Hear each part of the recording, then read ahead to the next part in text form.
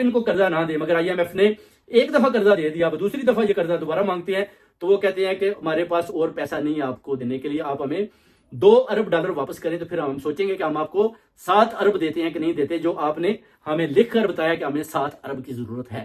یہ بار بار جو ہے نا ابھی پوری کوشش کر رہے ہیں، گھبرائے ہوئے ہیں کہ جناب 7 ارب کدھر سے ملیں، 7 ارب ملیں گے تو ہم کھائیں گے، 7 ارب کیوں نہیں آ رہے، 7 ارب کیوں نہیں کوئی دے رہا، 7 ارب قطر کیوں نہیں دے رہا، 7 ارب سعودیہ والے کیوں نہیں دے رہے، 7 ارب IMF والے کیوں نہیں دے رہے۔ اب یہ پاؤں پڑ رہے ہیں،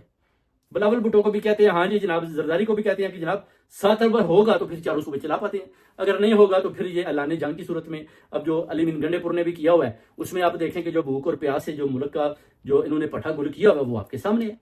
اب بار بار ان کو پیغام دیتے ہیں کہ جنرل صاحب مہربانی کریں، پیچھے ہٹ جائیں، اس قوم کو بچائیں، اس عوام کو بچائیں، اوورسیز کمیونٹی کی بات مانیں،